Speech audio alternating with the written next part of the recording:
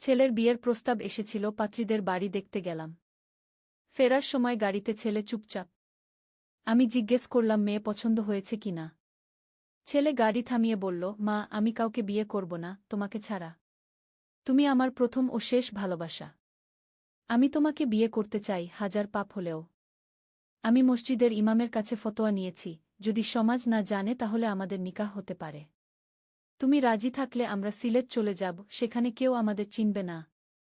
আমরা পাত্রীদের বাড়ি থেকে ফিরছিলাম। মেয়ে সুন্দরী, ভালো ঘরের, আমার ছেলের জন্য একদম উপযুক্ত। পাত্রীপক্ষ আমাদের খুব যত্ন করে খাওয়ালো। আমার ছেলে জামিল আমার পাশে চুপচাপ বসেছিল। মা, তুমি গাড়ি চালাও, জামিল হঠাৎ বলল। আমি অবাক হয়ে বললাম, কেন? তুই চালা গে।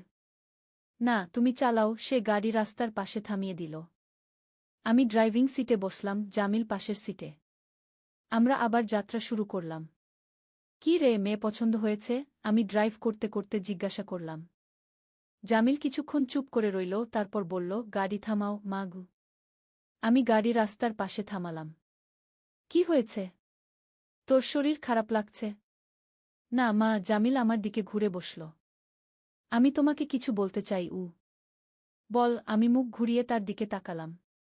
তখনই জামিল সেই কথাগুলো বলল, যা শুনে আমি স্তব্ধ হয়ে গেলাম। আমার ছেলে আমাকে বিয়ে করতে চায়। মসজিদের ইমামের কাছে ফতোয়া নিয়েছে। এসব কি সত্যি নাকি কোনো মজা? জামিল, এসব কি বলছিস? আমি বিস্ময়ে জিজ্ঞাসা করলাম। আমি তোর মা। আমি জানি মা। জামিল আমার হাত ধরল। কিন্তু আমি তোমাকে ভালোবাসি, শুধু মা হিসেবে নয়, আমার প্রথম ও শেষ ভালোবাসা হিসেবে। আমি তোমাকে বিয়ে করতে চাই, হাজার পাপ হলেও। এই গল্পটি সম্পূর্ণ শুনলে আপনাদের পানি অটোমেটিক বের হয়ে যাবে, সো যত দ্রুত সম্ভব হাতের কাছে টিস্যু নিয়ে বসে পড়ো। বিছানার চাদর যেন নষ্ট না হয় সেটা সম্পূর্ণ খেয়াল রাখার অনুরোধ জানিয়ে গল্পটি এখন শুরু করব। তার আগে সর্বশেষ অনুরোধ, দয়া করে এমন পানি বের করার গল্প নিয়মিত শুনতে আমাদের চ্যানেলটি সকলেই সাবস্ক্রাইব করুন। ধন্যবাদ। হ্যালো বন্ধুরা, আমার নাম ফারজানা খানম। আমার বয়স ৪২ বছর। আমার স্বামীর নাম কামরুল হাসান, বয়স ৪৫ বছর। আমাদের ২ সন্তান, জামিল আর লাবনী। জামিল ১৯ বছর বয়সী, কলেজে পড়ে। লাবনী ১২ বছর বয়সী, স্কুলে যায়। আমার জীবনে এমন একটি ঘটনা ঘটেছিল যা আমি কখনো ভুলতে পারব না। এমন একটি ঘটনা যা আমার সমস্ত জীবনের গতিপথ বদলে দিয়েছিল। আমি কখনো ভাবিনি যে একটি সাধারণ পাত্রী দেখতে যাওয়া আমার জীবনে এত বড় পরিবর্তন আনতে পারে। জামিলের বিয়ের কথা উঠেছিল। আমরা মাছেলে পাত্রী দেখতে গিয়েছিলাম। ফেরার পথে জামিল আমাকে সেই অদ্ভুত কথাগুলো বলেছিল। আমি স্তব্ধ হয়ে গিয়েছিলাম। কিছুক্ষণ চুপ থেকে আমি তাকে বললাম, তুই কি পাগল হয়ে গেছিস? এটা সম্ভব নয়, এটা পাপ। মা, আমি জানি তুমি এমন প্রতিক্রিয়া দেবে। জামিল আমার দিকে তাকিয়ে বলল। কিন্তু আমি গত ২ বছর ধরে এই কথাটি তোমাকে বলার সাহস করতে পারিনি। আজ কি জানি কেন আমার মনে হলো আমি আর লুকিয়ে রাখতে পারব না। তুই কি মাথা খারাপ হয়ে গেছিস? নাকি কোনো নেশা করেছিস? আমি রাগে ফেটে পড়লাম। না মা, আমি সম্পূর্ণ স্বাভাবিক আছি, জামিল বলল। দেখো, আমি জানি তুমি এখন রাগ করবে। কিন্তু একটা কথা ভেবে দেখো, আব্বা মারা যাওয়ার পর তুমি একা। আমি বিয়ে করলে তুমি আরও একা হয়ে যাবে। আমরা যদি একসাথে থাকি তাহলে তুমি একা থাকবে না, আমিও একা থাকব না। এটা সম্ভব নয় জামিল। আমি আমার অশ্রু সামলাতে পারছিলাম না। তুই কি বলছিস সেটা ভেবে দেখেছিস? হ্যাঁ মা, আমি অনেক ভেবেছি, জামিল বলল। ১ মাস আগে আমি মসজিদের ইমাম সাহেবের কাছে গিয়েছিলাম। আমি বলেছিলাম যে আমি আমার মাকে ভালোবাসি। তিনি বলেছিলেন যে এটা মাছেলের ভালোবাসা, এতে কোনো দোষ নেই। কিন্তু আমি তাকে আসল কথা বলিনি। আমি বলেছিলাম যে একজন বিধবা মহিলা আর তার অবিবাহিত ছেলে, যারা পরস্পরকে ভালোবাসে, তারা কি বিয়ে করতে পারে? তিনি বলেছিলেন যে এটা ইসলামে নিষিদ্ধ। আমি তখন জিজ্ঞেস করেছিলাম, যদি সমাজ না জানে? তিনি বলেছিলেন, সমাজ জানুক বা না জানুক, আল্লাহ সব জানেন। এটা মহাপাপ। আমি অবাক হয়ে জামিলের দিকে তাকালাম। সে এতদূর গিয়েছিল? কিন্তু আমি পরে ইন্টারনেটে খুঁজে দেখেছিলাম, জামিল বলতে থাকল। এমন একটি দেশ আছে, ফিনল্যান্ড নামে, সেখানে মাছেলে বিয়ে করতে পারে, যদি ছেলের বয়স ১৮ বছরের বেশি হয়। তুই জানিস আমরা মুসলমান, আমি বললাম। আমরা অন্য দেশের আইন মানি না, আমরা আমাদের ধর্ম মানি। আমি জানি মা। জামিল আমার হাত আরও শক্ত করে ধরে বলল। কিন্তু আমরা সিলেটে চলে যেতে পারি। সেখানে আমরা নতুন নাম নিয়ে থাকতে পারি। কেউ জানবে না আমরা মাছেলে গি। আমি হাত ছাড়িয়ে নিয়ে জামিলকে একটা থাপ্পড় মারলাম। এত বড় সাহস! আমি তোর মা। আমি তোকে ৯ মাস পেটে ধারণ করেছি, দুধ খাইয়ে বড় করেছি। জামিল চুপ করে গেল। আমরা বাকি পথ নির্বে ড্রাইভ করে বাড়ি ফিরলাম। বাড়িতে পৌঁছে জামিল সরাসরি তার রুমে চলে গেল। আমি দুশ্চিন্তায় ঘুমাতে পারিনি সারা রাত। আমার স্বামী কামরুল গত ২ বছর আগে হার্ট অ্যাটাকে মারা গিয়েছিলেন। তারপর থেকে জামিল যেন বদলে গিয়েছিল, কিন্তু এতটা বদলাবে তা কখনো ভাবিনি। পরের দিন সকালে উঠে দেখি জামিল নেই। তার ঘরে গিয়ে দেখি একটা চিঠি। সেখানে লেখা, মা, আমি কিছুদিনের জন্য একটু দূরে যাচ্ছি। আমার কথাগুলো ভুলে যাও। আমি জানি আমি ভুল বলেছি। আমি এমন কথা আর কখনো বলবো না। কিছুদিন বাইরে থাকলে হয়তো আমার মন ঠিক হয়ে যাবে গি। আমি তখনই পুলিশে খবর দিলাম। জামিল কোথায় গেছে কেউ জানত না। পুলিশ বলল, ১৯ বছরের ছেলে, সে নিজের ইচ্ছায় চলে গেছে, তাকে অপহরণ করা হয়নি, সুতরাং কিছুদিন অপেক্ষা করতে হবে। আমি ব্যাকুল হয়ে জামিলকে খুঁজতে লাগলাম। জামিলের বন্ধুদের কাছে গেলাম, আত্মীয়দের বাড়ি গেলাম, কিন্তু কোথাও তার খোঁজ পেলাম না। ১ সপ্তাহ পরে একটি ফোন এলো। হ্যালো, আপনি কি ফারজানা খান? হ্যাঁ, আমি উত্তর দিলাম। আমি ডা রেজাউল করিম, সিলেট মেডিকেল কলেজ হাসপাতাল থেকে বলছি। আপনার ছেলে জামিল হাসান একটি দুর্ঘটনায় পড়েছে গি।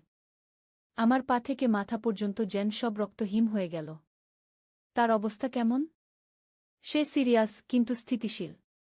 সে হোটেল থেকে পড়ে গিয়েছিল, মাথায় আঘাত পেয়েছে গি। আমি সেই রাতেই সিলেট রওনা দিলাম। পুরো রাত বাসে কাটালাম, পরদিন সকালে হাসপাতালে পৌঁছালাম। জামিলকে দেখে আমার চোখে পানি এলো। তার মাথায় ব্যান্ডেজ, চোখ বন্ধ, নাকে অক্সিজেন। ডাক্তার আমাকে বললেন, জামিল কোমায় আছে, কবে জ্ঞান ফিরবে বলা যাচ্ছে না। তবে তার হোটেলের রুম থেকে একটি চিঠি পাওয়া গিয়েছিল, যা লেখা ছিল আমার নামে। ডাক্তার চিঠিটি আমার হাতে দিলেন। আমি কাঁপা হাতে চিঠিটি খুললাম। প্রিয় মা, আমি জানি আমি কতটা ভুল করেছি। আমি যে তোমাকে এতটা আঘাত দিয়েছি, আমি নিজেকে ক্ষমা করতে পারছি না। আমি ঠিক বুঝতে পারছি না কেন আমার এমন অনুভূতি হয়েছিল। হয়তো আব্বার মৃত্যুর পরে আমি মানসিকভাবে ভেঙে পড়েছিলাম, কিন্তু সেটা বুঝতে পারিনি। আমার বিবেক এখন আমাকে খুব কষ্ট দিচ্ছে। আমি এমন জঘন্য চিন্তা কিভাবে করতে পারলাম? মা, আমি এই লজ্জা নিয়ে বেঁচে থাকতে পারব না। আমি আমার জীবন শেষ করার সিদ্ধান্ত নিয়েছি। এই চিঠি পড়ার সময় হয়তো আমি আর এই পৃথিবীতে থাকব না। দয়া করে আমাকে ক্ষমা করে দিও। আমি তোমাকে খুব ভালোবাসি, মা। নিজেকে দোষ দিও না, এটা সম্পূর্ণভাবে আমার দোষ। তোমার অযোগ্য ছেলে জামিল গু। চিঠি পড়ে আমি কেঁদে ফেললাম। জামিল আত্মহত্যার চেষ্টা করেছিল, হোটেলের ছাদ থেকে লাফ দিয়েছিল। কিন্তু ভাগ্যক্রমে সে একটি ছোট বারান্দায় পড়েছিল, যা তার জীবন রক্ষা করেছিল। মাসখানেক পরে জামিল জ্ঞান ফিরে পেল। ডাক্তার বললেন, তার মস্তিষ্কের কিছু অংশ ক্ষতিগ্রস্ত হয়েছে এবং তার স্মৃতিশক্তির কিছু সমস্যা হতে পারে। জ্ঞান ফিরে পেয়ে জামিল আমাকে দেখে শান্তভাবে তাকিয়ে রইল। জামিল, আমি ডাকলাম। আমি মা গু। আমি জানি, সে ক্ষীণ কণ্ঠে বলল। আপনি কেমন আছেন? আমি অবাক হলাম। জামিল আমাকে আপনি বলল? আগে তো কখনো আমাকে আপনি বলতো না। আমি ভালো আছি। তুই কেমন আছিস? আমি জিজ্ঞেস করলাম। মাথা ব্যথা করছে, সে বলল। আমি কোথায়? তুই সিলেট মেডিকেল কলেজ হাসপাতালে আছিস গু। আমি কিভাবে এখানে এলাম? আমি বললাম, তুই একটি দুর্ঘটনায় পড়েছিলি গু। কি দুর্ঘটনা? জামিল জিজ্ঞেস করল। আমি ইতস্তত করলাম। জামিল কি সব ভুলে গিয়েছে? তুই হোটেল থেকে পড়ে গিয়েছিলি গু। আমি হোটেলে কি করছিলাম? জামিল অবাক হয়ে জিজ্ঞাসা করল। আমি কি বেড়াতে এসেছিলাম? আমি বুঝতে পারলাম জামিল সত্যিই অনেক কিছু ভুলে গিয়েছে। ডাক্তার বললেন, এটি পোস্টট্রমাটিক অ্যামনেসিয়া, যা দুর্ঘটনার পর হয়। এতে দুর্ঘটনার আগের কিছু ঘটনা মনে থাকে না। জামিল মনে করতে পারছিল না কেন সে সিলেটে এসেছিল বা কেন সে হোটেলের ছাদে গিয়েছিল। এটা একদিকে ভালোই হয়েছিল। জামিল ভুলে গিয়েছিল সেসব বিকৃত চিন্তা যা তাকে আত্মহত্যার চেষ্টা করতে প্ররোচিত করেছিল। কিন্তু আরেক দিকে সে আমার সাথে আগের মতো স্বাভাবিক আচরণ করছিল না। সে আমাকে মা না বলে আপনি বলে সম্বোধন করত, যেন আমি তার কোনো দূর সম্পর্কের আত্মীয়। আমরা ঢাকায় ফিরে এলাম। জামিল ধীরে ধীরে সুস্থ হয়ে উঠল, কিন্তু দুর্ঘটনার আগের কিছু স্মৃতি আর ফিরে এলো না। সে আবার কলেজে যেতে শুরু করল। আমি ভাবলাম হয়তো সব ঠিক হয়ে যাবে। জামিলের বেশ কিছু স্মৃতি লোপ পেয়েছিল, কিন্তু সে মেধাবী ছিল, তাই নতুন করে পড়াশোনা করে খুব তাড়াতাড়ি সব শিখে ফেলল। কিন্তু আমাদের সম্পর্ক আগের মতো হল না। সে আমাকে শ্রদ্ধা করত, কিন্তু সে আমার সাথে খোলামেলা কথা বলত না। আমি অনুভব করতাম জামিল আমার কাছ থেকে দূরে সরে যাচ্ছে। 1 বছর পরে জামিল আমাকে বলল, আমি বাসায় একটি আলাদা ফ্ল্যাট নিতে চাই। আমি একটু নিজের মতো থাকতে চাই। আমি দুঃখিত হলাম, কিন্তু বাধা দিলাম না। জামিল নিজের একটি ফ্ল্যাট নিল। আমি মাঝে মাঝে ওর বাসায় যেতাম, কিন্তু জামিল খুব অল্প সময়ের জন্য আমার সাথে দেখা করত। আমি বুঝতে পারতাম সে আমার কাছ থেকে দূরে থাকতে চাইছে। আমি একদিন ওর বাসায় গিয়ে দেখি একটি মেয়ে দরজা খুলল। মেয়েটি আমাকে বলল, আপনি কে? আমি জামিলের মা, আমি বললাম। মেয়েটি আমাকে ভেতরে ডাকল। জামিল বাসায় ছিল না, সে অফিসে গিয়েছিল। আমি জিজ্ঞাসা করলাম, তুমি কে? আমি নাজিয়া, জামিলের বান্ধবী, সে বলল। আমি অবাক হয়ে গেলাম। জামিল আমাকে কখনো বলেনি যে তার একটি বান্ধবী আছে। আমরা কথাবার্তা বলছিলাম, এমন সময় জামিল এসে পড়ল। মা, তুমি এখানে? সে অবাক হয়ে জিজ্ঞাসা করল। হ্যাঁ, আমি তোকে বলতে এসেছি যে আগামী সপ্তাহে তোর চাচা আসবে, আমি বললাম। জামিল বলল, আমি নাজিয়ার সাথে বিয়ে করতে চাই। আমি আনন্দিত হলাম। তাই নাকি? এত ভালো খবর। তুমি কি আমাদের বিয়েতে আসবে মা? জামিল জিজ্ঞেস করল। অবশ্যই আসব, আমি বললাম। আমি তো তোদের দুজনের জন্য খুব খুশি। বিয়ের দিন আমি জামিল আর নাজিয়াকে দেখে খুব খুশি হলাম। তারা দুজন একসাথে খুব সুন্দর লাগছিল। আমি জামিলকে দেখে ভাবলাম সে এখন সত্যিই সুখী। তার চোখে আর সেই রিক্ততা নেই যা দুর্ঘটনার পর তার চোখে দেখেছিলাম। বিয়ের পরে জামিল আর নাজিয়া আমাকে তাদের বাসায় থাকতে বলল। আমি প্রথমে রাজি হইনি, কিন্তু তারা খুব জেদ করল, তাই আমি শেষ পর্যন্ত রাজি হলাম। নাজিয়া খুব ভালো মেয়ে। সে আমাকে মায়ের মতোই সম্মান করে, যত্ন করে। আমি ধীরে ধীরে বুঝতে পারলাম জামিল এখন খুব সুখী। নাজিয়ার সাথে তার সম্পর্ক দেখে আমার মনে হয় এটাই ছিল জামিলের জীবনের সঠিক পথ। একদিন জামিলের ঘরে পুরনো জিনিসপত্র গুছাতে গিয়ে আমি একটি ডায়েরি পেলাম। কৌতূহলবশত আমি সেটি খুলে দেখলাম। সেটি জামিলের ডায়েরি ছিল, যা সে দুর্ঘটনার আগে লিখেছিল। আমি পড়তে শুরু করলাম এবং চমকে উঠলাম। সেখানে লেখা ছিল, আজ আমি মাকে সব বলে দেব। আমি জানি তিনি প্রথমে রাগ করবেন, কিন্তু আমি আশা করি তিনি বুঝবেন। আমি যা করতে যাচ্ছি সেটা ভয়ঙ্কর, কিন্তু এছাড়া আমার কোনো উপায় নেই। আমি আব্বার ডেথ সার্টিফিকেট জাল করেছি। এটা দিয়ে প্রমাণ করা যাবে যে আমি কামরুল হাসানের ছেলে নই, তাহলে আইনি বাধা থাকবে না।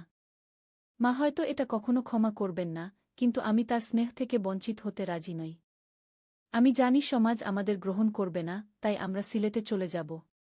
সেখানে আমরা স্বামী স্ত্রী হিসেবে থাকব। মা জানেন না যে আমি তার নামে একটি ফ্ল্যাট কিনেছি সিলেটে। এই পরিকল্পনা আমি করেছি 6 মাস ধরে। আমি পরের পাতায় লেখা দেখলাম। আজ মাকে সব বললাম। তিনি অত্যন্ত রাগ করলেন। তিনি আমাকে একটা থাপ্পড় মারলেন। আমি বুঝতে পারছি আমি ভুল করেছি। মা কখনো এটা মেনে নেবেন না। আমার মনে হচ্ছে আমি মানসিকভাবে সুস্থ নই। আমি কিভাবে এমন চিন্তা করতে পারলাম? আমি লজ্জিত, অনুতপ্ত। আমি বাড়ি ছেড়ে সিলেটে যাচ্ছি। আমি আর বাঁচতে চাই না। আমি মাকে আর মুখ দেখাতে পারব না। ডায়েরি পড়ে আমি কাঁদতে লাগলাম। জামিল কি সত্যিই পাগল হয়ে গিয়েছিল? নাকি মানসিকভাবে ভেঙে পড়েছিল? সে যে উদ্দেশ্যে সিলেটে গিয়েছিল সেটা ভেবে আমার গা শিউরে উঠল। হঠাৎ জামিল ঘরে ঢুকল। সে আমাকে ডায়েরি হাতে দেখে থমকে দাঁড়াল। মা, তুমি কি করছো? সে জিজ্ঞাসা করল। আমি ডায়েরি তার দিকে বাড়িয়ে দিলাম। তুই এসব কি লিখেছিস? জামিল ডায়েরি হাতে নিয়ে খুলল, কিছুক্ষণ পড়ল, তারপর আমার দিকে তাকাল। এটা আমার হাতের লেখা, কিন্তু আমি মনে করতে পারছি না আমি এগুলো কবে লিখেছি বা কেন লিখেছি। আমি বললাম, তুই সিলেটে আত্মহত্যা করতে গিয়েছিলি। আমি জানি না মা, জামিল বলল। আমি সিলেটে কেন গিয়েছিলাম, কেন হোটেলের ছাদে গিয়েছিলাম, কিছুই মনে করতে পারছি না। ডাক্তার বলেছিলেন আমি স্মৃতি হারিয়েছি আঘাতের কারণে। আমি বললাম, তুই আর কখনো এসব কথা মনে করিস না। তুই এখন সুখী, তোর একটা সুন্দর সংসার আছে। নাজিয়া তোকে খুব ভালোবাসে। জামিল একটু ইতস্তত করে বলল, মা, আমি তোমাকে একটা কথা বলতে চাই। আমার মনে কিছুই নেই সেই সময়ের, কিন্তু যখন আবার সুস্থ হলাম, আমি ভেবেছিলাম তোমার থেকে দূরে থাকাই ভালো। তাই আমি তোমাকে আপনি বলতাম, তোমার থেকে দূরে থাকতাম। আমি জানতাম না কেন, কিন্তু মনে হতো তোমার কাছে থাকলে আমার মধ্যে কিছু বিকৃত চিন্তা আসবে। তাই আমি নাজিয়ার সাথে পরিচিত হওয়ার পর তাকে বিয়ে করেছি, যাতে আমি স্বাভাবিক জীবন যাপন করতে পারি। আমি বললাম, তুই ঠিক করেছিস বাবা। আমি তোর সিদ্ধান্তে খুব খুশি। তুমি কি আমাকে ক্ষমা করেছ? জামিল জিজ্ঞাসা করল। তুই কিছু করিসনি যে আমি ক্ষমা করব, আমি বললাম। তুই অসুস্থ ছিলি, এখন সুস্থ আছিস। এটাই আমার জন্য যথেষ্ট। জামিল আমাকে জড়িয়ে ধরল। আমি অনুভব করলাম সে কাঁদছে। ধন্যবাদ মা। আমি জানি না কেন আমি সেসব বিকৃত চিন্তা করেছিলাম। আমি তোমাকে খুব ভালোবাসি, আমার মা হিসেবে, শুধু মা হিসেবে। কয়েক মাস পরে নাজিয়া গর্ভবতী হল। 9 মাস পরে সে একটি সুন্দর মেয়ে সন্তানের জন্ম দিল। তারা মেয়ের নাম রাখল ফারজানা, আমার নামে। আমি এখন নাতনিকে নিয়ে ব্যস্ত থাকি। ছোট্ট ফারজানা আমাকে খুব ভালোবাসে, আমিও তাকে খুব ভালোবাসি। জামিল আর নাজিয়া খুব সুখে আছে। আমি প্রতিদিন আল্লাহর কাছে শুকর আদায় করি যে আমার ছেলে সঠিক পথে ফিরে এসেছে। আর কখনো সেই কালো দিনগুলোর কথা কেউ আমাদের সামনে আনে না। আমরা সবাই জানি জামিল খুব অসুস্থ ছিল, এখন সে সুস্থ। এটাই আমাদের জন্য যথেষ্ট। জামিলের সেই ডায়েরি আমি পুড়িয়ে ফেলেছি। সেই অন্ধকার দিনগুলোর কোনো চিহ্ন আমি রাখতে চাইনি। আমি চাই জামিল সবসময় সুখে থাকুক, স্বাভাবিক জীবন যাপন করুক। আমার জীবনে এই ঘটনাটি আমাকে শিখিয়েছে যে মানুষ কখনো কখনো ভুল পথে চলে যায়, কিন্তু সে যদি সেই ভুল বুঝতে পারে এবং সঠিক পথে ফিরে আসে, তাহলে তার জীবনে আবার আলো ফিরে আসে। আমার ছেলের জীবনে আলো ফিরে এসেছে। সে এখন সুখী, স্বাভাবিক জীবন যাপন করছে। আর এটাই আমার জন্য সবচেয়ে বড় শান্তি।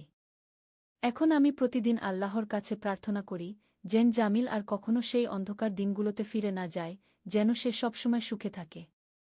আর আমি বিশ্বাস করি, আল্লাহ আমার প্রার্থনা শুনেছেন। আমার গল্প এখানেই শেষ। জীবনে যত বাধাই আসুক, ভালোবাসা আর ধৈর্য দিয়ে সব সমস্যার সমাধান করা যায়। আমি আমার পরিবারকে নিয়ে এখন খুব সুখে আছি, আর এটাই আমার জন্য যথেষ্ট। নদীর ধারে এক গ্রাম। প্রথম অধ্যায়, শুরুর কথা। পদ্মা নদীর ধারে ছোট্ট একটা গ্রাম, নামটা হল কুসুমপুর। এই গ্রামে বাস করত একটা ছেলে, তার নাম রাকিব। রাকিবের বয়স মাত্র 22 বছর। লেখাপড়ায় ভালো ছিল সে, কিন্তু টাকার অভাবে ঢাকা বিশ্ববিদ্যালয়ে ভর্তি পরীক্ষা দিতে পারেনি। এখন গ্রামের স্কুলে পড়ায়। মাসে বেতন পায় 10,000 টাকা। রাকিবের বাবা মারা গেছেন 3 বছর আগে। মা আছেন, ছোট্ট একটা বোন আছে, নাম মিথিলা। মিথিলার বয়স 15, এইচএসসি পরীক্ষা দেবে আগামী বছর। রাকিবের স্বপ্ন ছিল মিথিলাকে ডাক্তার বানাবে। কিন্তু স্বপ্ন আর বাস্তবের মধ্যে অনেক দূরত্ব। শীতের সকাল। কুয়াশায় ঢাকা গ্রাম। রাকিব স্কুলে যাওয়ার জন্য তৈরি হচ্ছে। মা খাবার দিয়েছে একটা টিফিন বক্সে, ভাত আর ডিম ভাজি। রাকিব সাইকেল নিয়ে বেরিয়ে পড়ল। স্কুল 5 কিলোমিটার দূরে। পথে যেতে যেতে রাকিব ভাবছিল তার জীবনের কথা। এই গ্রামে আর কতদিন থাকবে? ঢাকায় গিয়ে কিছু করা যায় কি না? কিন্তু মা আর মিথিলাকে রেখে কিভাবে যাবে? মনটা খারাপ হয়ে গেল। স্কুলে পৌঁছে দেখল হেড স্যার দাঁড়িয়ে আছেন। হেড স্যার মানিক স্যার, বয়স 50-এর কাছাকাছি। ভালো মানুষ। রাকিবকে অনেক স্নেহ করেন। রাকিব, একটু আমার রুমে এসো, মানিক স্যার বললেন। রাকিব রুমে ঢুকল।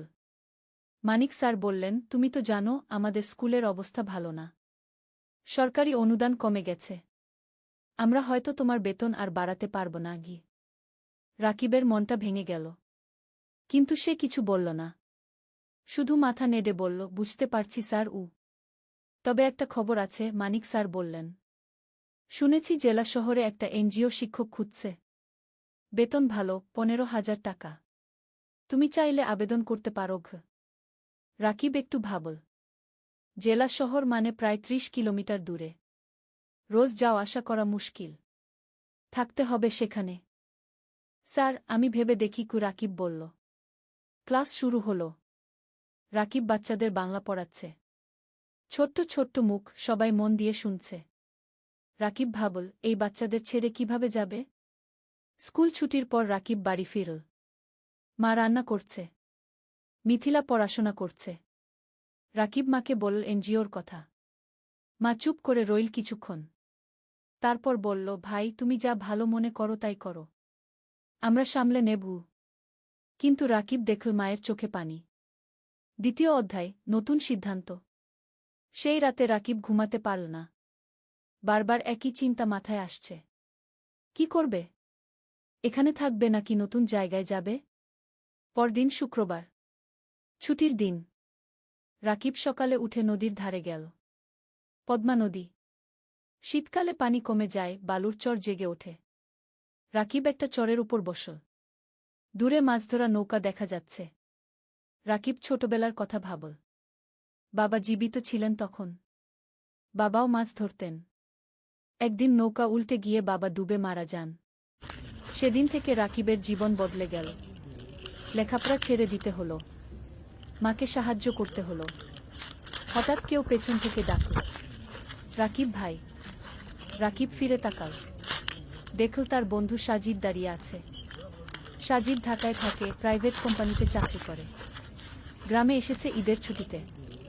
সাজিদ, কবে এলি? রাকিব খুশি হল। গতকাল এলাম। তোর খোঁজেই এসেছিলাম। সাজিদ পাশে বসল। দুই বন্ধু অনেকক্ষণ গল্প করল। সাজিদ বলল তার চাকরির কথা, ঢাকার জীবনযাপনের কথা। রাকিব শুনল চুপচাপ। তারপর সাজিদ জিজ্ঞেস করল, তুই এই গ্রামে আর কতদিন পড়ে থাকবি? ঢাকায় চলে আয় না, আমি তোকে চাকরি খুঁজে দেব। রাকিব মাথা নাড়ল। মা আর মিথিলাকে রেখে কিভাবে যাব? ওদেরকে নিয়ে আয়। ঢাকায় ভাড়া বাসায় থাকবি, সাজিদ বলল। তোকে তো জানি, ঢাকায় এক রুম ভাড়া নিতে কত টাকা লাগে। আমার সামর্থ্য আছে। রাকিব তিক্ত হাসল। সাজিদ কিছু বলল না। সে জানে রাকিবের সমস্যা। দুপুরে রাকিব বাড়ি ফিরে। মা খাবার দিয়েছে, ভাত, ডাল আর একটা মাছ। রাকিব খেতে খেতে ভাবছিল, জীবনটা কেন এত কঠিন। খাওয়ার পর মিথিলা এল। ভাইয়া, আমার পরীক্ষার ফি দিতে হবে। 5,000 টাকা।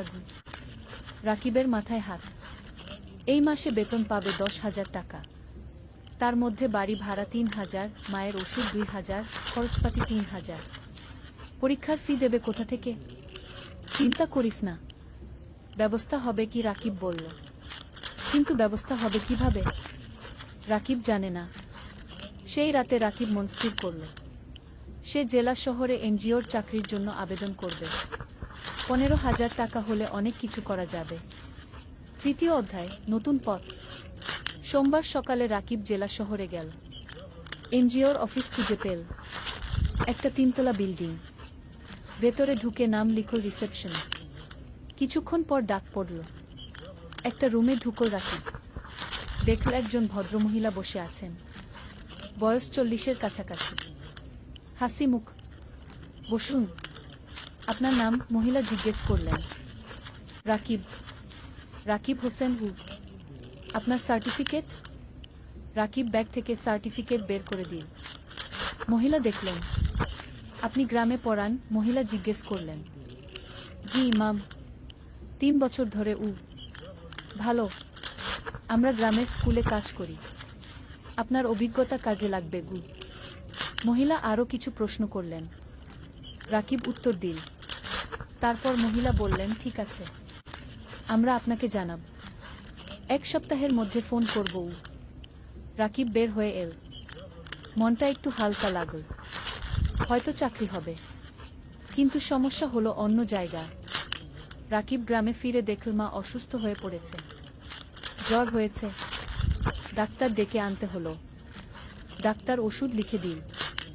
ওষুধের দাম 1,000 টাকা। রাকিবের পকেটে 5 টাকা ছিল। বাকি 5 টাকা ধার করতে হলো পাশের বাড়ির কাকার কাছে।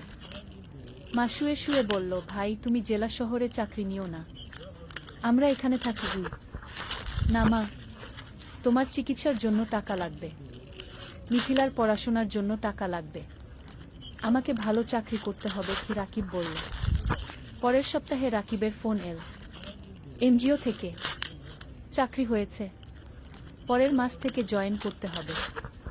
রাকিব খুশি হলো, কিন্তু সাথে সাথে চিন্তাও হলো। জেলা শহরে থাকবে কোথায়? বাসা ভাড়া নিতে হবে, সেই টাকা কোথায়? রাকিব মানিক স্যারের কাছে গেল, সব বলল। মানিক স্যার শুনলেন, তারপর বললেন, তুমি চিন্তা করো না, আমার জেলা শহরে একটা ছোট্ট ফ্ল্যাট আছে, খালি পড়ে আছে, তুমি সেখানে থাকতে পারো। প্রথম 3 মাস ভাড়া লাগবে না কি? রাকিবের চোখে পানি এল। স্যার আপনি তুমি ভালো ছেলে, তোমার উন্নতি হোক এটাই চাই। মানিক স্যার হাসলেন। রাকিব স্যারের পা ছুঁয়ে সালাম করল। চতুর্থ অধ্যায়, জেলা শহরে নতুন জীবন। পরের মাসের প্রথম দিনে রাকিব জেলা শহরে চলে এল। মা আর মিথিলা গ্রামে রইল। রাকিব ঠিক করল সপ্তাহে একদিন গ্রামে যাবে। মানিক স্যারের ফ্ল্যাট ছোট্ট কিন্তু পরিষ্কার, একটা রুম, একটা রান্নাঘর, একটা বাথরুম।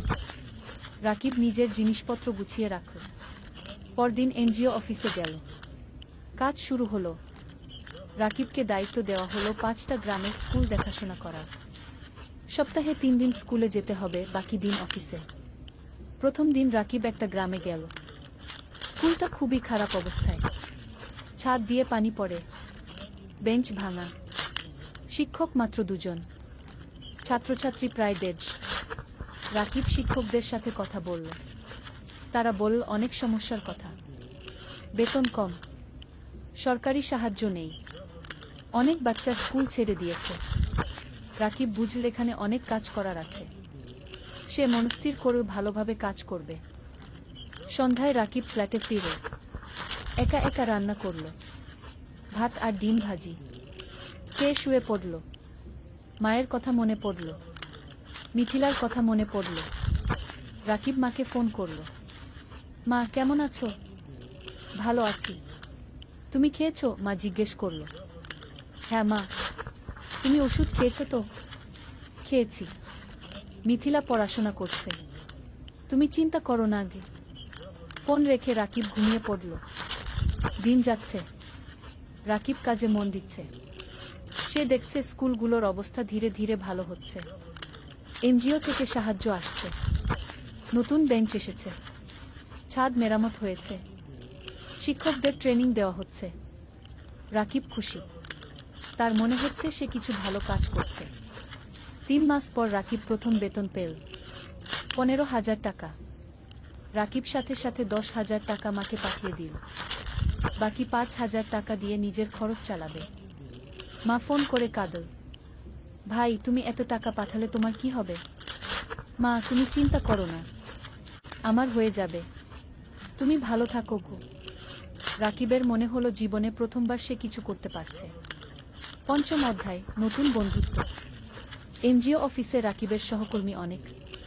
তার মধ্যে একজন মেয়ে আছে, নাম তানিয়া। তানিয়া ঢাকা থেকে এসেছে, লেখাপড়া করেছে ঢাকা বিশ্ববিদ্যালয়ে, খুব মেধাবী, কিন্তু গ্রামের মানুষের জন্য কাজ করতে চায়, তাই এনজিওতে জয়েন করেছে। তানিয়া আর রাকিব প্রায় একসাথে মাঠে কাজ করে, স্কুলে যায়, শিক্ষকদের সাথে কথা বলে, বাচ্চাদের পড়ায়। ধীরে ধীরে তানিয়া আর রাকিবের মধ্যে বন্ধুত্ব হলো। তানিয়া রাকিবকে অনেক কিছু শেখায়, কিভাবে প্রজেক্ট প্ল্যান করতে হয়, কিভাবে রিপোর্ট লিখতে হয়, কিভাবে মানুষের সাথে কথা বলতে হয়। রাকিব তানিয়াকে শেখায় গ্রামের জীবন সম্পর্কে, গ্রামের মানুষের সমস্যা সম্পর্কে, কিভাবে তাদের সাহায্য করা যায়। একদিন তানিয়া রাকিবকে জিজ্ঞেস করল, তুমি কি বিয়ে করেছ?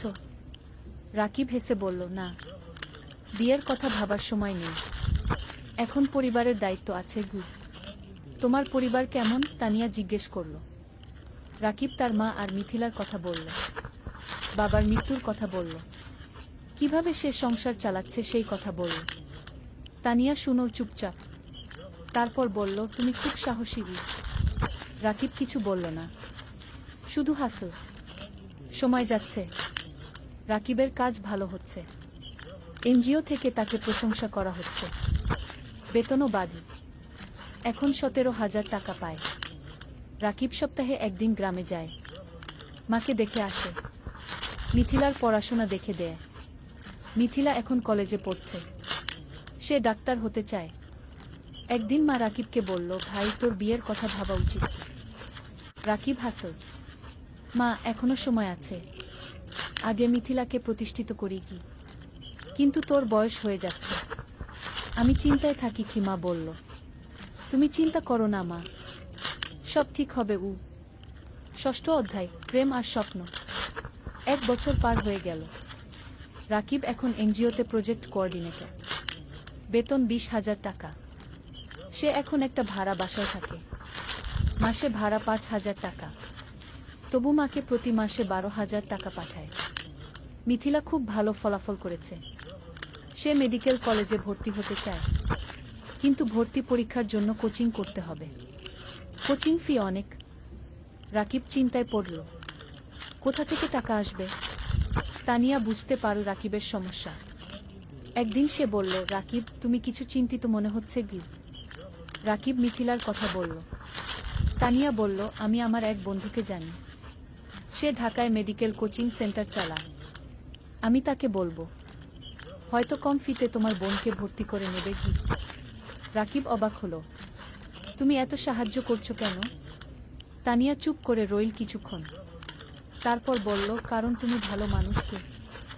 রাকিব কিছু বলল না, কিন্তু মনের ভেতর একটা অনুভূতি হলো। পরের সপ্তাহে তানিয়া তার বন্ধুর সাথে রাকিবের কথা হলো। বন্ধু রাজি হলো মিথিলাকে অর্ধেক ফিতে ভর্তি করতে। রাকিব খুশিতে আত্মহারা, সে তানিয়াকে ধন্যবাদ দিল বারবার। তানিয়া হেসে বলল, ধন্যবাদ না, একটা ট্রিট দাও। রাকিব তানিয়াকে নিয়ে গেল একটা রেস্টুরেন্টে। দুজন একসাথে খাবার খেল, অনেক গল্প করল, হাসল। খাওয়ার পর বাইরে বের হয়ে তানিয়া বলল, রাকিব আমি তোমাকে একটা কথা বলতে চাই। বলো। তানিয়া একটু থেমে বলল, আমি তোমাকে ভালোবাসি। রাকিব স্তব্ধ হয়ে গেল, কি বলবে বুঝতে পারল না।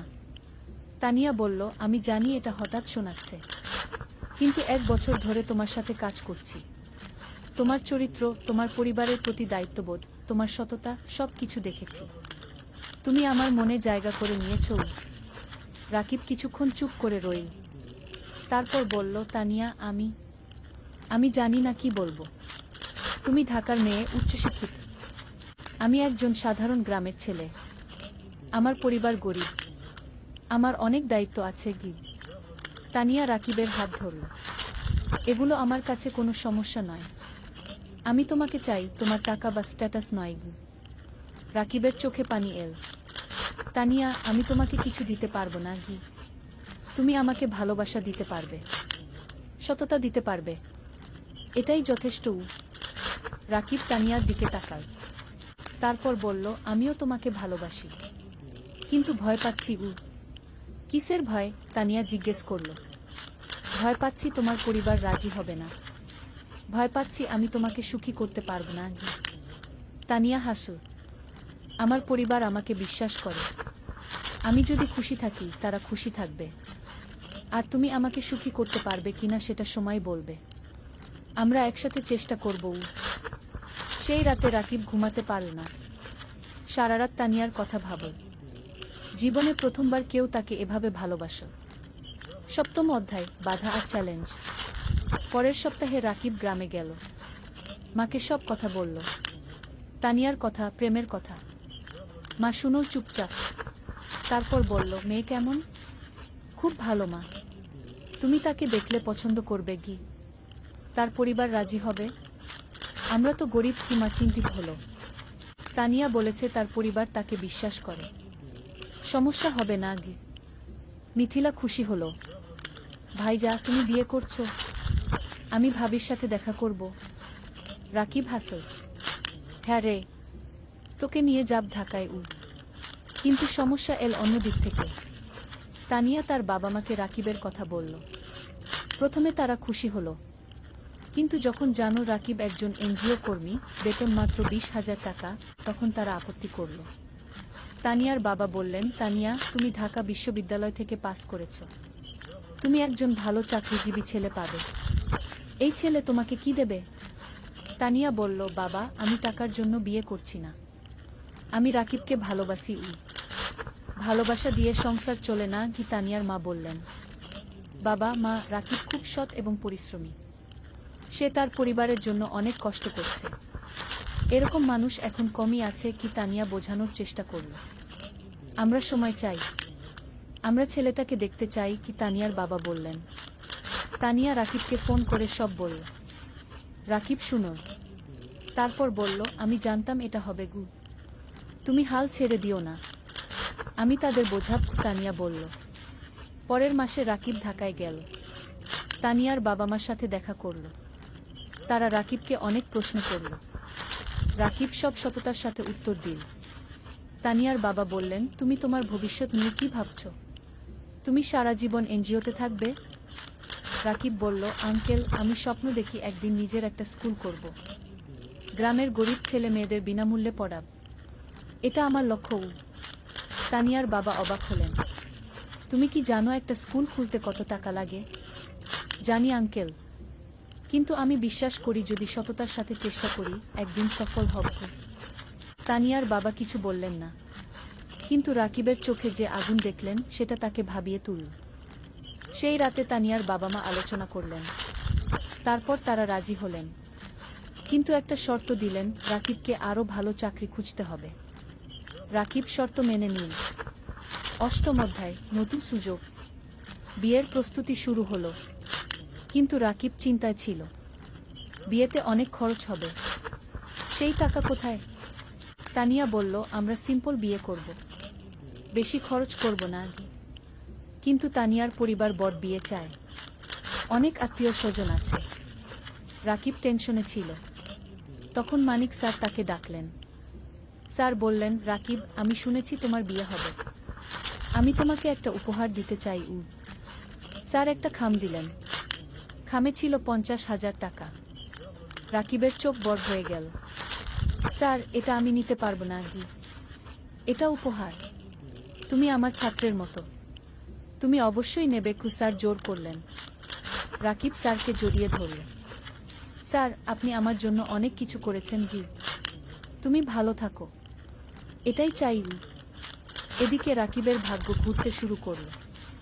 একদিন এনজিওর ডিরেক্টর রাকিবকে ডাকলেন। বললেন, রাকিব, তোমার কাজ আমরা খুব পছন্দ করেছি। আমরা একটা নতুন প্রজেক্ট শুরু করছি। তুমি প্রজেক্ট ম্যানেজার হবে। বেতন হবে 35,000 টাকা। রাকিব বিশ্বাস করতে পারল না। 35,000 টাকা! এত টাকা কখনো কল্পনাও করেনি। স্যার, সত্যি? রাকিব জিজ্ঞেস করল। হ্যাঁ, তুমি যোগ্য। তুমি পারবে কি? ডিরেক্টর বললেন। রাকিব সাথে সাথে তানিয়াকে ফোন করল। তানিয়া খুশিতে চিৎকার করল। সেই সন্ধ্যায় রাকিব মাকে ফোন করল, সব বলল। মা কাঁদতে লাগল। খুশির কান্না। ভাই, আল্লাহ তোমার ভালো করেছে। তুমি অনেক কষ্ট করেছো। কি? মা বলল। মা, এখন আমরা ভালো থাকব। মিথিলার পড়াশোনা ভালো হবে। তুমি সুস্থ থাকবে। বিয়ের দিন এল। সিম্পল কিন্তু সুন্দর বিয়ে। গ্রাম থেকে মা আর মিথিলা এসেছে। রাকিবের বন্ধুরা এসেছে। এনজিও অফিসের সবাই এসেছে। তানিয়া দেখতে খুব সুন্দর লাগছিল লাল শাড়িতে। রাকিব পাঞ্জাবি পরেছে। বিয়ে হলো। সবাই দোয়া করল, আশীর্বাদ করল। রাকিব আর তানিয়া নতুন জীবন শুরু করল। নবম অধ্যায়, স্বপ্ন পূরণের পথে। বিয়ের পর রাকিব আর তানিয়া জেলা শহরে একটা বড় ফ্ল্যাট ভাড়া নিল, 2 বেডরুমের। তারা ঠিক করল মা আর মিথিলাকে নিয়ে আসবে। মা প্রথমে রাজি হলো না। বলল, তোমরা নতুন বিয়ে করেছ, আমরা গেলে তোমাদের সমস্যা হবে। তানিয়া নিজে গ্রামে গেল। মাকে বলল, মা, আপনি আমার মা। আপনি না থাকলে আমার সংসার অসম্পূর্ণ। মা তানিয়াকে জড়িয়ে ধরল। মা, তুমি খুব ভালো। মা আর মিথিলা জেলা শহরে চলে এল। এখন তারা সবাই একসাথে থাকে। মিথিলা ঢাকায় কোচিং করছে। সে খুব মন দিয়ে পড়ছে। তার লক্ষ্য মেডিকেল কলেজে চান্স পাওয়া। রাকিব নতুন প্রজেক্টে কাজ শুরু করেছে। প্রজেক্টটা খুব বড়। 15টা গ্রামে কাজ করতে হবে। স্কুল, স্বাস্থ্যকেন্দ্র, নারী উন্নয়ন, সব ধরনের কাজ। রাকিব খুব ব্যস্ত হয়ে গেল। সকাল থেকে রাত পর্যন্ত কাজ, কিন্তু সে খুশি, কারণ সে মানুষের উপকার করছে। তানিয়াও কাজ করছে, সেও একটা প্রজেক্টে আছে। তাদের দুজনের মিলে এখন বেতন ৫৫,০০০ টাকা। এত টাকা রাকিব কখনো কল্পনা করেনি। এখন তারা স্বাচ্ছন্দ্যে আছে। মায়ের ভালো চিকিৎসা হচ্ছে, মিথিলার পড়াশোনা ভালো হচ্ছে, রাকিব কিছু টাকা সেভিংসও করছে। একদিন রাকিব তানিয়াকে বলল, তুমি জানো, আমার স্বপ্ন ছিল একটা স্কুল করা গিয়ে। হ্যাঁ, মনে আছে? তুমি এখনো সেই স্বপ্ন দেখো? তানিয়া জিজ্ঞেস করল। হ্যাঁ, আমি ভাবছি আমরা যদি কিছু টাকা সেভ করি, তাহলে হয়তো একদিন একটা ছোট্ট স্কুল খুলতে পারব। তানিয়া হাসল। চলো, আমরা একসাথে এই স্বপ্ন পূরণ করব। দুজনে মিলে প্ল্যান করতে লাগল। কিভাবে টাকা জমাবে, কোথায় স্কুল খুলবে, কিভাবে চালাবে। ১ বছর পর মিথিলা মেডিকেল ভর্তি পরীক্ষা দিল। রেজাল্ট আসে, সে চান্স পেয়েছে সরকারি মেডিকেল কলেজে। পুরো পরিবার খুশিতে আত্মহারা। মা কাঁদল। রাকিব মিথিলাকে জড়িয়ে ধরল। তানিয়া মিষ্টি বিতরণ করল। ভাইয়া, এটা তোমার জন্য, তুমি আমার জন্য সব ত্যাগ করেছ। মিথিলা কাঁদতে কাঁদতে বলল। না রে, এটা তোর নিজের যোগ্যতা, তুই মন দিয়ে পড়েছিস। রাকিব বলল। সেই রাতে রাকিব ছাদে দাঁড়িয়ে আকাশের দিকে তাকাল। তার মনে পড়ল বাবার কথা। বাবা বেঁচে থাকলে কত খুশি হতেন। তানিয়া এসে পাশে দাঁড়াল। কি ভাবছ? বাবার কথা ভাবছি, সেই গরিব দিনগুলোর কথা ভাবছি। আজ আমরা এত দূর এসেছি। হ্যাঁ, আর এটা শুধু শুরু, আমাদের আরও অনেক পথ যেতে হবে। তানিয়া বলল। ১০ম অধ্যায়, চূড়ান্ত স্বপ্ন। ৩ বছর পার হয়ে গেল। রাকিব এখন এনজিওর সিনিয়র প্রজেক্ট ম্যানেজার, বেতন ৫০,০০০ টাকা। তানিয়া প্রজেক্ট কোঅর্ডিনেটর, বেতন ৪০,০০০ টাকা। মিথিলা এখন মেডিকেল কলেজের ৩য় বর্ষে। সে খুব ভালো পড়ছে। তার লক্ষ্য একজন ভালো ডাক্তার হওয়া এবং গ্রামের মানুষের সেবা করা। মা এখন সুস্থ, তার মুখে হাসি ফিরে এসেছে। রাকিব আর তানিয়া এই ৩ বছরে প্রায় ১০ লক্ষ টাকা সেভ করেছে। এখন তারা ঠিক করেছে স্বপ্নের স্কুল খুলবে। রাকিব গ্রামে গিয়ে একটা জমি কিনে, ২ বিঘা জমি, সেখানে স্কুল করবে। তারা ব্যাংক থেকে লোন নিল, আরও ৫ লক্ষ টাকা। মোট ১৫ লক্ষ টাকা দিয়ে স্কুল তৈরি করা শুরু হলো। মানিক স্যার অনেক সাহায্য করলেন। তিনি স্কুলের ডিজাইন করে দিলেন, শিক্ষক খুঁজে দিলেন। ৬ মাস পর স্কুল তৈরি হলো। নাম দেওয়া হলো আলোর পাঠশালা। স্লোগান, শিক্ষাই আলো, শিক্ষাই মুক্তি। স্কুলে গরিব পরিবারের বাচ্চারা বিনামূল্যে পড়বে, ধনী পরিবারের বাচ্চারা কম ফিতে পড়বে। এই ফি দিয়ে স্কুল চলবে। স্কুল খোলার দিন গ্রামের সব মানুষ এল। জেলা প্রশাসক এলেন উদ্বোধন করতে। মানিক স্যার, এনজিওর ডিরেক্টর, সবাই এলেন। রাকিব মাইকে দাঁড়িয়ে বলল, আমি একসময় খুব গরিব ছিলাম, লেখাপড়া করতে পারিনি ঠিকমতো, কিন্তু আমি হাল ছাড়িনি। আজ আমি এই স্কুল করলাম যাতে গ্রামের কোনো বাচ্চাকে টাকার অভাবে লেখাপড়া ছাড়তে না হয়। সবাই হাততালি দিল। তানিয়া বলল, এই স্কুল শুধু আমার স্বামীর স্বপ্ন নয়, আমার স্বপ্ন। আমরা চাই এই গ্রামের প্রতিটা বাচ্চা শিক্ষিত হোক। আবার হাততালি। স্কুল চালু হলো। প্রথম দিন ৫০ জন বাচ্চা ভর্তি হলো। দ্বিতীয় মাসে ১০০, তৃতীয় মাসে ২০০। রাকিব আর তানিয়া সপ্তাহে ৩ দিন স্কুলে যায়। বাচ্চাদের পড়ায়, শিক্ষকদের ট্রেনিং দেয়, স্কুল দেখাশোনা করে। মিথিলা ছুটির দিনে স্কুলে এসে বাচ্চাদের স্বাস্থ্য চেক আপ করে বিনামূল্যে। মা রান্না করে বাচ্চাদের খাওয়ায়। অনেক বাচ্চা গরিব পরিবার থেকে আসে, তারা দুপুরে খায় না, মা তাদের খাওয়ায়। ২ বছর পর স্কুলে ৫ বাচ্চা পড়ছে, ১০ জন শিক্ষক আছে। স্কুল ভালোভাবে চলছে। জেলার মধ্যে কি আলোর পাঠশালা কি একটা আদর্শ স্কুল হিসেবে পরিচিতি পেয়েছে। একাদশ অধ্যায়, জীবনের পূর্ণতা। ৫ বছর পর রাকিবের বয়স এখন ৩৩, তানিয়ার বয়স ৩১। তাদের একটা মেয়ে হয়েছে, নাম রাখা হয়েছে অনন্যা। অনন্যার বয়স ২ বছর। মিথিলা এখন ডাক্তার, সে একটা সরকারি হাসপাতালে কাজ করছে। সে গ্রামের মানুষের বিনামূল্যে সেবা দেয়া। মা সুস্থ এবং খুশি। তার নাতনি অননাকে নিয়ে সময় কাটায়। আলোর পাঠশালা কি এখন জেলার সেরা স্কুলগুলোর একটা। এখানে 1000 বাচ্চা পড়ছে। 20 জন শিক্ষক আছে। স্কুলের রেজাল্ট খুব ভালো। রাকিব আর তানিয়া এখন আর এনজিওতে কাজ করে না। তারা পুরোপুরি স্কুলেই সময় দেয়া। তারা আরও 2টো স্কুল খোলার পরিকল্পনা করছে। একদিন রাকিব স্কুলের ছাদে দাঁড়িয়ে আছে। তানিয়া এসে পাশে দাঁড়াল, হাতে চায়ের কাপ। কি ভাবছ? তানিয়া জিজ্ঞেস করল। ভাবছি আমাদের যাত্রার কথা। 8 বছর আগে আমি একজন গরিব স্কুল শিক্ষক ছিলাম। আজ আমার নিজের স্কুল আছে।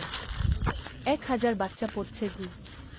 হ্যাঁ, আমরা অনেক দূর এসেছি, কিন্তু আরও অনেক পথ বাকি। তানিয়া বলল, জানো, কখনো কখনো মনে হয় স্বপ্ন দেখা ভালো।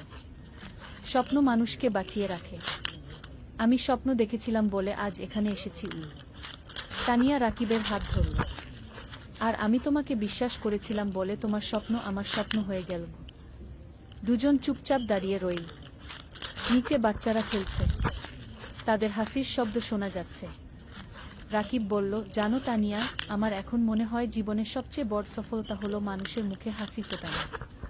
টাকা, প্রতিষ্ঠা সব তুচ্ছ যখন দেখি একটা গরিব বাচ্চা আমাদের স্কুলে পড়ে ভালো রেজাল্ট করছে।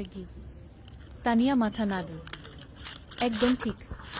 তুমি জানো, গত সপ্তাহে সেই রহিম নামের ছেলেটা এসেছিল, যে 3 বছর আগে আমাদের স্কুলে ভর্তি হয়েছিল। হ্যাঁ, মনে আছে। তার বাবা রিকশা চালায়। সে ক্লাসে ফার্স্ট হয়েছে। তার বাবা এসে আমার পা ছুঁয়ে কাঁদছিল। বলছিল, আপনারা না থাকলে আমার ছেলে লেখাপড়া শিখতে পারত না। রাকিবের চোখ ভিজে গেল। এই মুহূর্তগুলোর জন্যই আমরা কাজ করি। হঠাৎ অননা দৌড়ে এল। বাবা, বাবা, দেখো আমি কি এঁকেছি। রাকিব মেয়েকে কোলে তুলে নিল। অননা একটা ছবি দেখাল। একটা স্কুল, সামনে অনেক বাচ্চা। এটা কি? রাকিব জিজ্ঞেস করল। এটা আমাদের স্কুল। দাদু বলেছে তুমি এই স্কুল বানিয়েছ। অননা বলল। রাকিব মেয়ের কপালে চুমু খেল। হ্যাঁ রে, একদিন তুইও বড় হয়ে ভালো কিছু করবি।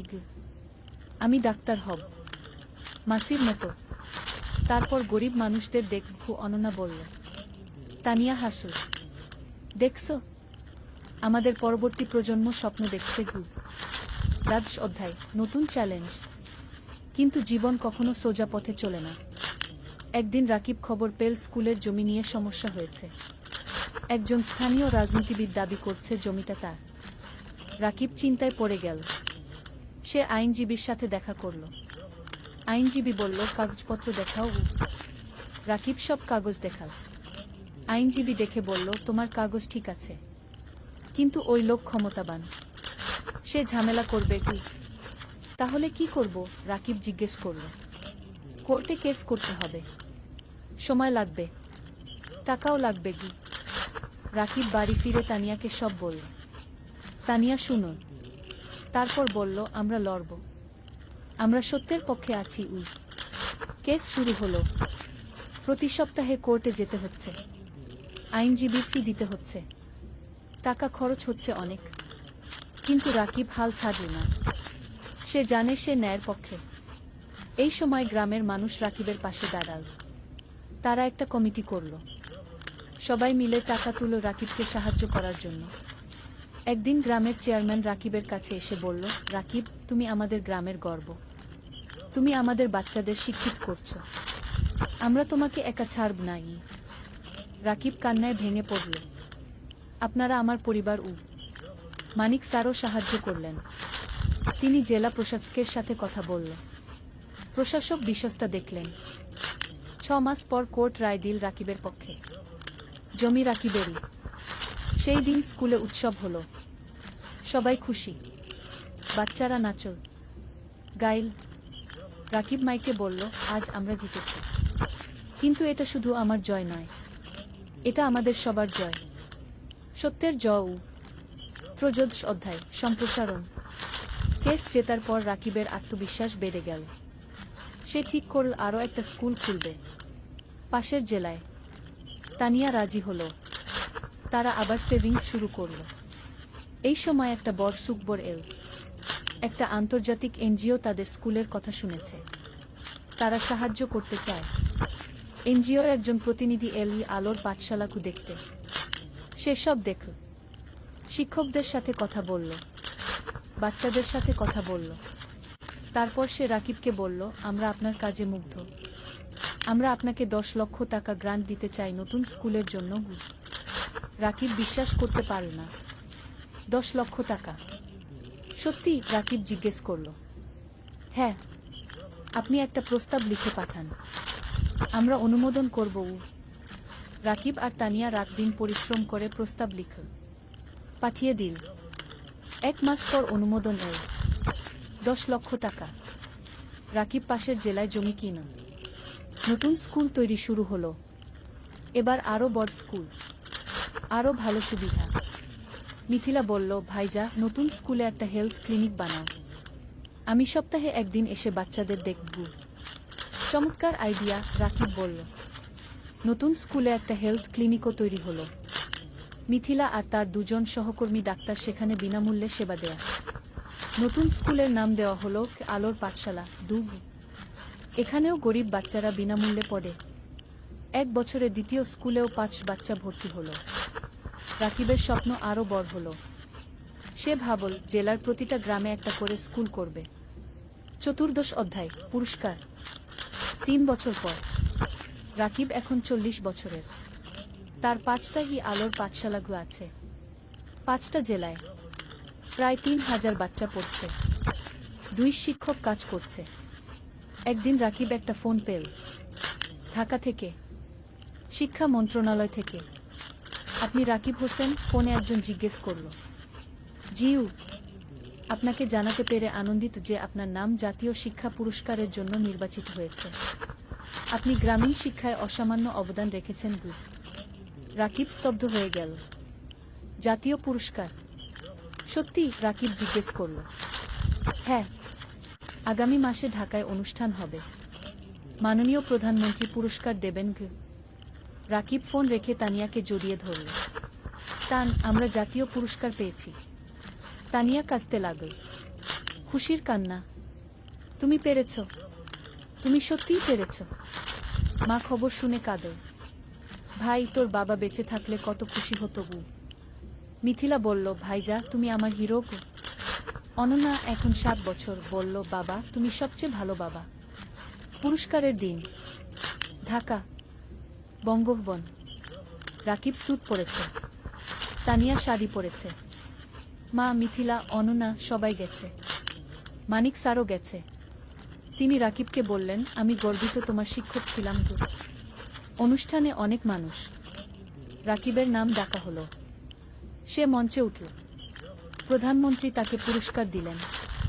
একটা ক্রেস্ট, একটা সার্টিফিকেট আর 5 লক্ষ টাকা। রাকিব মাইকে দাঁড়িয়ে বলল, আমি একজন সাধারণ গ্রামের ছেলে। আমার বাবা রিকশা চালাতেন। আমি গরিব পরিবার থেকে এসেছি, কিন্তু আমি স্বপ্ন দেখতে ছাড়িনি। আজ আমি এখানে দাঁড়িয়ে বলতে পারি, যে কেউ পারে যদি সে চেষ্টা করে। পুরো হল হাততালিতে মুখরিত হলো। এই পুরস্কার শুধু আমার নয়, এটা আমার স্ত্রী তানিয়ার, আমার মায়ের, আমার বোন মিথিলার, আমার গুরু মানিক স্যারের, আর আমার সেই সব বাচ্চাদের যারা আলোর পাঠশালায় পড়ছে। আবার হাততালি। অনুষ্ঠান শেষ হলো। সবাই বাড়ি ফিরল। সেই রাতে রাকিব ব্যালকনিতে দাঁড়িয়ে আকাশের দিকে তাকাল। তার মনে পড়ল সেই দিনের কথা যখন সে পদ্মা নদীর ধারে বসে ভাবছিল জীবন দিয়ে কি করবে। আজ সেই জীবন কত বদলে গেছে। তানিয়া এসে পাশে দাঁড়াল। কি ভাবছ? ভাবছি আমরা কত দূর এসেছি, আর ভাবছি আমাদের এখনো কত কাজ বাকি। হ্যাঁ, আমাদের স্বপ্ন এখনো শেষ হয়নি, তানিয়া বলল। 50 অধ্যায়, উত্তরাধিকার। আরও 5 বছর কেটে গেল। রাকিবের বয়স এখন 45। তার 10টা আলোর পাঠশালাগু আছে, 10টা জেলায়। 6000 বাচ্চা পড়ছে। 4 শিক্ষক কাজ করছে। মিথিলা এখন একজন সফল ডাক্তার। সে নিজের একটা হাসপাতাল খুলেছে, গরিব মানুষদের বিনামূল্যে চিকিৎসা দেয়। অনন্যা এখন 12 বছর। সে আলোর পাঠশালাতেই পড়ছে। সে খুব মেধাবী। তার স্বপ্ন শিক্ষক হওয়া, বাবার মতো। মা এখন অনেক বয়স্ক, কিন্তু সুস্থ। সে নাতিনাতনিদের নিয়ে সময় কাটায়। হ্যাঁ, রাকিবের এখন 2 সন্তান। অনন্যার পরে একটা ছেলে হয়েছে, নাম অনির্বাণ, বয়স 5 বছর। রাকিব এখন একটা বড় শিক্ষা প্রতিষ্ঠানের প্রতিষ্ঠাতা। তার কাজের স্বীকৃতি সারা দেশে, বিদেশ থেকেও মানুষ আসে তার স্কুল দেখতে। কিন্তু রাকিব এখনো সেই সাধারণ মানুষই আছে। সে নিজে স্কুলে যায়, বাচ্চাদের পড়ায়, তাদের সাথে খেলে। একদিন একজন সাংবাদিক রাকিবকে ইন্টারভিউ করতে এল। সে জিজ্ঞেস করল, আপনার সাফল্যের রহস্য কি? রাকিব হেসে বলল, রহস্য বলে কিছু নেই, শুধু 3টা জিনিস: স্বপ্ন, পরিশ্রম আর সততা। গুণ। আপনার ভবিষ্যৎ পরিকল্পনা? আরও 20টা স্কুল খুলব, প্রতিটা জেলায়, যাতে কোনো বাচ্চা শিক্ষা থেকে বঞ্চিত না হয়। আপনি কি রাজনীতিতে আসবেন? অনেকে বলছে আপনি দেশের জন্য অনেক করতে পারবেন। রাকিব মাথা নাড়ল, না, আমি শিক্ষক থাকতে চাই, রাজনীতি আমার জায়গা নয়। সাংবাদিক আরও অনেক প্রশ্ন করল। রাকিব উত্তর দিল। সেই রাতে টিভিতে ইন্টারভিউ দেখানো হলো, পুরো দেশ দেখ। অনেক মানুষ অনুপ্রাণিত হলো রাকিবের গল্পে। পরের দিন রাকিবের ফোন বাজতে লাগল। অনেক মানুষ সাহায্য করতে চায়, ডোনেশন দিতে চায়, স্বেচ্ছাসেবক হতে চায়। রাকিব তানিয়াকে বলল, দেখছো, মানুষ ভালো কাজে এগিয়ে আসতে চায়, শুধু সুযোগ দরকার। তানিয়া বলল, হ্যাঁ, আর তুমি সেই সুযোগ তৈরি করেছ। শেষ অধ্যায়, জীবনের অর্থ। আরও 10 বছর পরের ঘটনা। রাকিবের বয়স এখন 55, চুলে পাক ধরেছে, কিন্তু চোখে এখনো সেই আগুন। তার এখন 25টা আলোর পাঠশালাগু আছে, 15,000 বাচ্চা পড়ছে, 1000-এর বেশি শিক্ষক কাজ করছে। মা আর বেঁচে নেই, 3 বছর আগে মারা গেছেন শান্তিতে। তার শেষ ইচ্ছা ছিল রাকিব যেন তার কাজ চালিয়ে যায়। রাকিব সেই ওয়াদা রেখেছে। মিথিলা এখন একজন প্রতিষ্ঠিত ডাক্তার, তার হাসপাতাল জেলার সেরা হাসপাতাল। সে বিয়ে করেছে একজন ইঞ্জিনিয়রকে, তাদের 2 সন্তান। অনন্যা এখন 22 বছর, সে শিক্ষক হয়েছে, আলোর পাঠশালাতেই পড়ায়। সে বাবার উত্তরসূরি। অনির্বাণ এখন 15 বছর, সে মেডিকেলে পড়তে চায়, মাসির মতো ডাক্তার হতে চায়। রাকিব এখন অনেক কম সময় অফিসে থাকে, বেশিরভাগ সময় বাচ্চাদের সাথে থাকে, গল্প বলে, গান শেখায়, জীবনের পাঠ দেয়। একদিন একটা বাচ্চা রাকিবকে জিজ্ঞেস করল, স্যার, আপনি এত কিছু করলেন কেন? আপনি তো ব্যবসা করে ধনী হতে পারতেন। রাকিব হাসে, বাবা, টাকা দিয়ে সব কিছু কেনা যায় না। আমি যখন দেখি তুমি ভালো রেজাল্ট করেছ, তখন যে আনন্দ পাই সেটা কোনো টাকায় কেনা যায় না। তাহলে জীবনের অর্থ কি স্যার? বাচ্চাটা জিজ্ঞেস করল। রাকিব একটু ভাবল, তারপর বলল, জীবনের অর্থ হলো অন্যের জীবনে আলো জ্বালানো।